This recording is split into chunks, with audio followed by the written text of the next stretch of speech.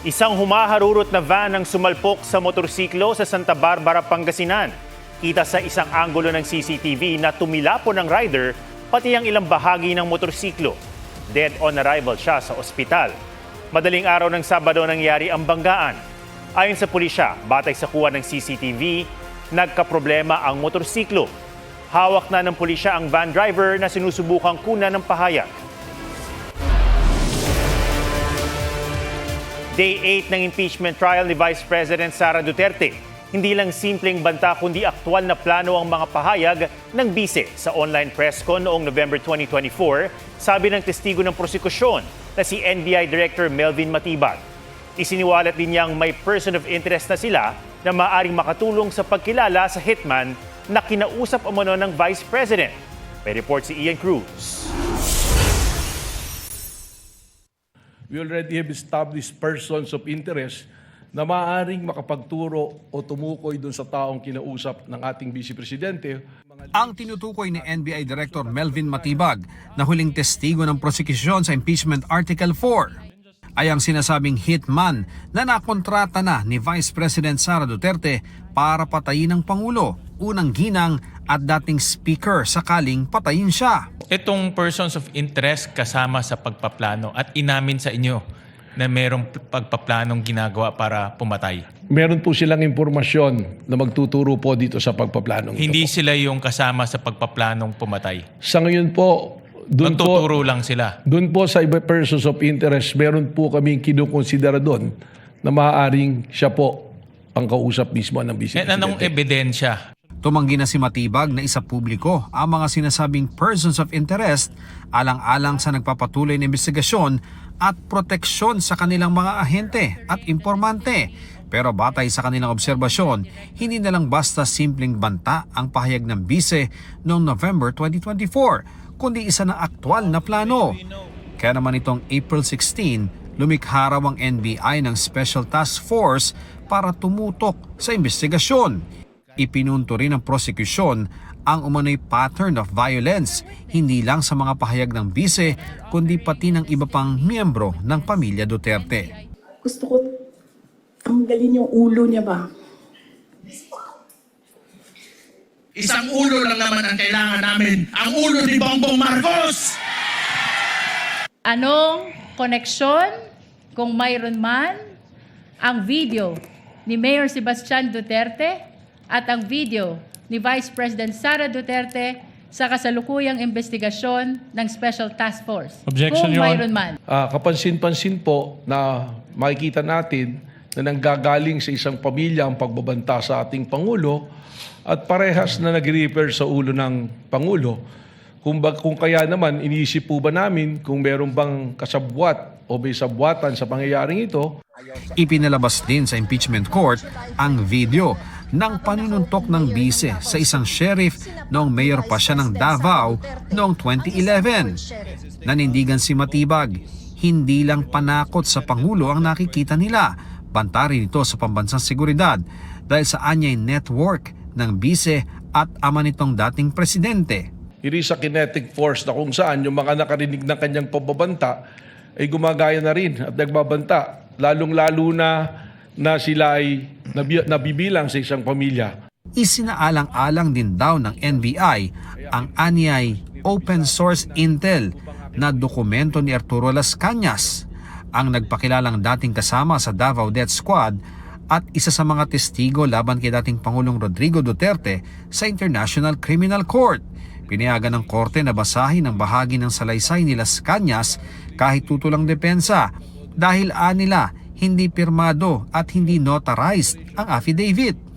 Tinawag din ng depensa na hearsay, sabi-sabi, masyado pang maaga o premature at trial by publicity ang mga pahayag ni Matibag. Isn't that a trial by publicity? Hindi po. Sapagkat kaya nga po namin hindi inilalabas yung aming pong mga confidential at secret na investigation. Lamang nga po, tayo ay pinatitistigo rito. Kung hindi nyo pa po pala kayang magbigay ng detalye, bakit nyo pa po nilabas na may leads kayo in the first place? Sagot ni Matibag, ongoing pa ang investigasyon. Sa kabila po ng pagtestigo po ninyo ngayong araw, Inaamin nyo ba na wala kayong personal na kaalaman sa nangyaring investigation starting November 23, 2024? Malinaw naman po yun at ang korte po ay can take judicial notice of the fact na hindi pa po ako NBI director ng panahon na yun. If not based on personal knowledge, then that is hearsay. I'm trying to look for the Filipino term for hearsay.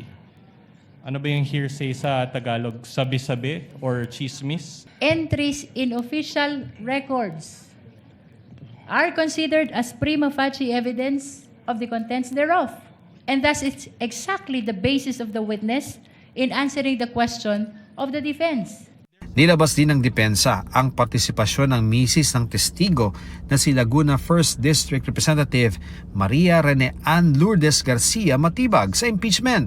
I think he's going to the position if my wife endorses the article of impeachment so that we save time and it's on record. It's a matter of public notice. Yes, my wife is one of the endorsers of the impeachment. Mag-aalas 6 ng gabi, nagsimula ang interjection ng senator judges pero nahinto rin dahil kulang na sa oras. Ian Cruz, GMA News. Nasa The Hague, Netherlands ngayon si Vice President Sara Duterte. Pero nakausap raw siya ni Defense Team spokesperson Attorney Michael Powa kaugnay sa pagpabor ng Senate Impeachment Court na ipasabina ang ilang tax, bank at iba pang financial record niya at kanyang mister. Tugon daw ng bise, alam naman daw nilang mga abogado ang kanilang gagawin. Sa isang pahayag, kinumpirma ng Office of the Vice President na umalis ng bansa ang bise para sa isang overseas trip. Bukod sa Netherlands, magtutungo rin daw siya sa Qatar at United Kingdom. Pagdidiin ng OVP, walang ginamit na pondo ng gobyerno sa biyahe. Kwestiyon naman ni Davao City 1st District Representative Paulo Duterte ang sabpina. Sa kanyang pahayag na nasa lengguaheng Bisaya at isinalin ng GMA News, tanong ng kongresistang Duterte sa prosekusyon na wala, nakalimutan o ngayon lang ba naisip na kailangan ng mga naturang dokumento. Kung kumpleto na ang articles of impeachment na inaprubahan sa Kamara, bakit anya ngayon lang naghahanap ng papeles na dapat daw ay matagal ng hawak ng prosekusyon? Baka raw hindi ang dokumento ang kulang kundi ang mismong kaso laban sa bise. Sagot naman ni House Prosecutor Congressman Shel Jokno, wala sa trabaho ng prosekusyon na halungkatin ng ebidensya dahil nasa kamay ng Senado ang paglilitis. Anya, sa Senate Impeachment Court ang panahon para magpresenta ng ebidensya at kasama dyan ang pagpapasabpina para sa mga naturang ebidensya. 5 senador ang tumutol sa ruling ng Senate Impeachment Court kaugnay sa pagpapasabpina sa bank records at tax accounts ng mag-asawang Vice President Sara Duterte at Attorney Manasseh Carpio. Ayon kay Impeachment Court spokesperson Attorney Reggie Tongol, tumutol sina Senator Judge Alan Peter Cayetano, Pia Cayetano, Amy Marcos, Loren Legarda at Camille Villar. Base raw ito sa kanilang manifestations ng mga senador. Lilinawin pa ni Tongol kung kasama sa pagtuto si Senator Bongo. Sagot naman ni Tongol kung maayapela ang ruling ng presiding officer. The period of appeal po, tapos na po yun. Upon the resolution, usually ginagawa po yun, and usually it's the senator judges who appeal the resolution of the presiding officer. Now, the parties, tama yung depensa na wala nakalagay na pwede mag-motion for reconsideration po. At kung hindi po inilalagay yung recourse na yon, then they have to find another recourse in the suppletory rules po of court regarding the issuance of the subpoena. Mas tumaas ang tsansa na maging bagyo sa susunod na 24 oras ang low pressure area na binabantayan ng Pag-asa. Kung sakali tatawagan itong bagyong Quiapo. Ayon sa Pag-asa, posible ang pumasok sa Philippine Area of Responsibility bukas o sa Miyerkules. Hindi pa man naramdam ang epekto nito, binaha ng ilang bahagi ng Cebu dahil sa habagat. May report si Marizo Mali. Mistulang ilog dahil sa baha ang kalsadang ito sa barangay Sapang Dako, Cebu City. Umapaw ang sapa roon dahil sa malakas na ulan. Bumaha rin sa MJ Cuenco Avenue. Isang lalaki ang lumusong sa baha para alisin ang mga basurang bumara sa drainage. Sa gitna ng baha, ilang residente ang stranded. Tinulungan sila ng mga bombero. Bumaha rin sa ilang bahagi ng Mandaue City. Nahirapan ang mga motorista. Ayon sa Mandaue City LGU, nasa 55% na ang progress ng proyektong drainage system ng lungsod. Hangyo man atong DP na kumahimo within the year, masulbad na diha. Again, manage your expectation lang kita. Na kung karon di gyud magian, mas paspas na mo subside ang kining flood water. Patuloy rin anila ang declogging na engineering team. Ilang lugar sa Talisay City ang binaharin kahapon. Paghupa ng baha, agad nagtanggal ng bara sa drainage ang mga otoridad. Ayon sa Pag-asa, habagat ang nagpaulan sa Central Visayas. Bumuhos din ang ulan ngayong hapon sa Metro Manila. Animoy bumagyo sa Fairview, Quezon City. Hanggang gutter ang baha sa ilang kalsada. Ayon sa Pag-asa, apektado ng localized thunderstorms sa Metro Manila. July 20, 2026. Ayan na po yung kalagayan dito sa dike. Tuyot na. Pero problema sa Bulacan ang kakapusan ng tubig ulan. Yan, nasa gilid na yan. Puro putik na yan. Sa kuha kahapon ng taga-Angat na si Dehanyo Timbol, tuyot na ang bahagi ng Angat Dam Reservoir. Ngayon ko lang po naranasan yung ganitong bumaba ang dam. Dati hindi po ganito yung dam. Ngayong araw sumadsad pa sa 152.20 meters ang tubig sa Angat. Record low ayon sa Pag-asa Hydrometeorology Division. Sa record namin, ito na po yung ito na yung pinaka-lowest na elevation na 152. Maaaring pag hindi pa umulan ng mga ilang araw, bababa po yan. At yun na yung sa monitoring namin, yun na po yung pinaka-lowest elevation ng Angat. Mariz Umali, GMA News. Mismong si Pangulong Bongbong Marcos na Commander-in-Chief at ang bagong upong hepe ng ating militar ang kumundina sa bagong sigalot sa dagat nang magsagupa sa ayungin show ang ating mga sundalo at mga tropa ng China Coast Guard. Ipinatawag ng Pangulo ang ambassador ng China na nanindigan sa kanilang bersyon ng nangyaring tensyon. May report si Katrina Son. Hindi lang basta sa gitna ng West Philippine Sea nangyari ang hampasan na ito ng mga sundalo ng Philippine Navy at mga tauhan ng China Coast Guard kahapon. Dahil batay sa mga bagong video ng AFP na inilabas ngayong araw, malapit lang ang bangka ng mga Chino sa BRP Sierra Madre sa Ayungin Shoal. Sabi ng AFP, pilit na dinidikitan ng mga Chino ang BRP Sierra Madre kaya nag-deploy ang Philippine Navy ng 2 rubber boats para itaboy sila. Giit ng AFP, kalmado ang pagpapaalis at hindi ng hamon ng ating Navy personnel. Ang mga tauhan ng China Coast Guard kitang may hawak na baton, nanduduro at naninigaw.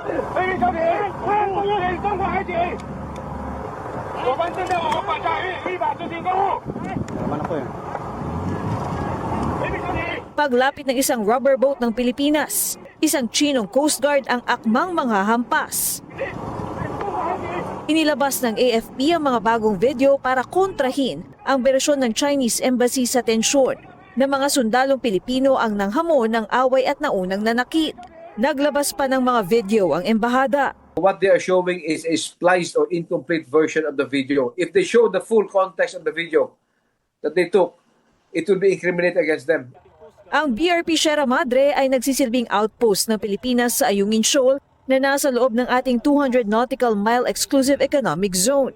Ayon sa AFP, unlawful intrusion ang paglapit ng China Coast Guard sa lugar na may sovereign rights ang Pilipinas. Ang ganitong pangyayari, this is because of the illegal presence in our maritime zones. So long as they are there illegally, the potential for any coercive and aggressive action will always be there, to include the deceptive messaging. Ayon sa Philippine Coast Guard, nagpatupad din ng blocking maneuvers ang kanilang Chinese counterpart habang in-evacuate nila ang 2 sundalong sugatan sa komprontasyon. The only violent act and barbaric act na ginawa dito is the China Coast Guard hitting directly the head of our personnel from the Armed Forces of the Philippines. Pero maging dyan, may bersyon ng China. Pinayagan daw nila ang pagtransport sa mga sugatang Pinoy mula sa tinawag nilang illegally grounded na BRP Sierra Madre dahil sa anila ay humanitarian considerations. Ang mismong Commander-in-Chief ng ating militar pumalag sa panibagong sigalot sa dagat. Kinukundina po ng Pangulo ang mga ganitong klaseng pangyayari. hindi po talaga katanggap-tanggap itong nangyayari sa pagitan po ng bansa po natin at ng China. Ngayong araw, ipinatawag ni Pangulong Bongbong Marcos ang Chinese ambassador. Hindi idinetalye ni Palace Press Officer Yusek Claire Castro kung ano ang kanilang pinag-usapan dahil anya may kinalaman ito sa national security. Magbabahagi raw sila ng impormasyon kung papayagan.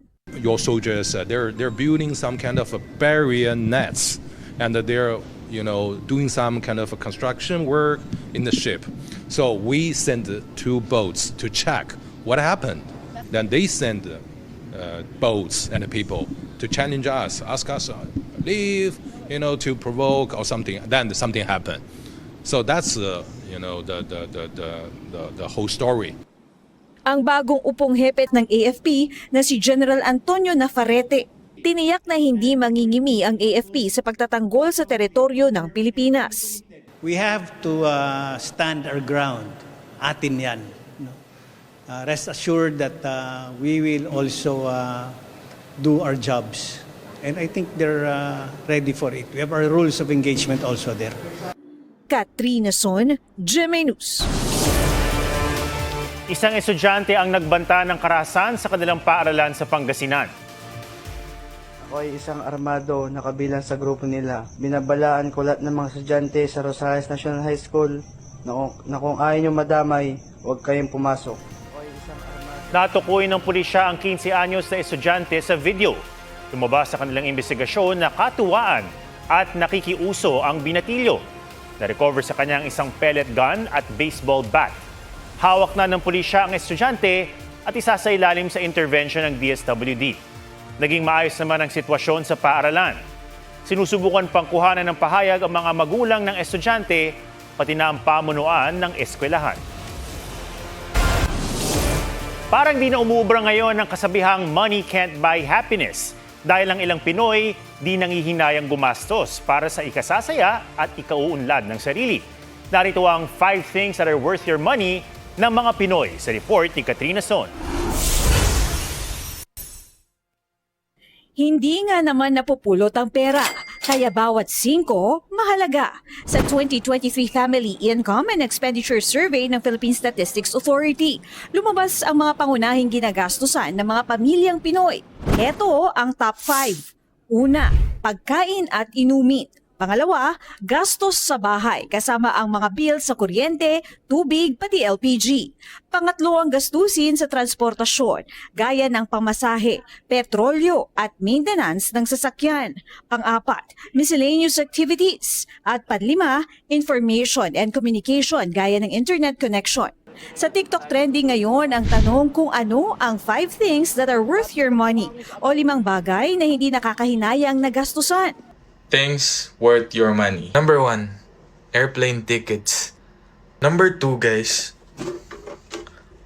Lucky Cut. Gym membership. Number 4, yung mga herb plants na makikita mo sa grocery. Supplements. Number 1, physical books. Number 2, watches for exercising. Number 3, mic. Number 4, sunblock. Number 5, gym membership. Tinanong din namin iyan sa ilang ordinaryong Pinoy. Number 1, since kakakain lang namin, shoyu ramen from the restaurant that I love. Number 2, pickleball paddle. Number 3, shoes definitely. Number 4, a good backpack. And number 5, coin purse. Yung 1 po nung anak ko is bike. Second is yung running shoes po kasi po ginagamit ko rin po pan-jogging. Yung third po is yung parang parang DIY gym sa bahay. Fourth is yung food. Food po para po sa pamilya. Then fifth is house and lot para po sa pamilya ulit. Siyempre bahay, kotse, tapos yung makapag-vacation sa Boracay, yan. Tapos siyempre, yung pag-aaral ng mga kapatid ko. Then, last yung business ng mother ko. Ayon sa isang financial advisor, hindi nakapagtataka ang iba-ibang sagot ng ilan. Nakikita niya itong refleksyon ng nagbabagong pananaw ng mga Pilipino at paggastos at pagpapahalaga sa kanilang kita. I think nararamdaman din talaga ng maraming Pilipino yung pagtaas ng income at kaakibat niyan ay ang pagkakaroon ng iba't ibang mga kagustuhan, no? Yan yung sinasabi natin ng mga life goals. Factor din anya kung nasa ang life stage na ang mga Pinoy. Meron yung mga magre-retiro na, mayroon naman yung mga kakagraduate pa lang, meron naman yung may nesting, ibig sabihin parang nagbumubuo ng pamilya, no? Kakapanganak lang, kakakasal. Dagdag ng eksperto, uso sa panahon ngayon ang kaisipang YOLO o You Only Live Once na naniniwalang mas mainam i-enjoy ngayon ang pinaghihirapang pera. Pero hindi pa rin nawawala ang mga team Yago o You Also Grow Old o nag-iipon para handa sa hinaharap. There should be a synergy between YOLO and Yago. At ang tawag ko dyan ay BOLO, Balance of Luxuries and Obligations. Katrina Son, GMA News. At yan ang mga balitang dapat niyong malaman. Ito ang GMA News. Walang kinikilingan, walang pinoprotektahan. Noon at ngayon, serbisyong totoo. Ako po si Ato Maraulio at ito ang State of the Nation.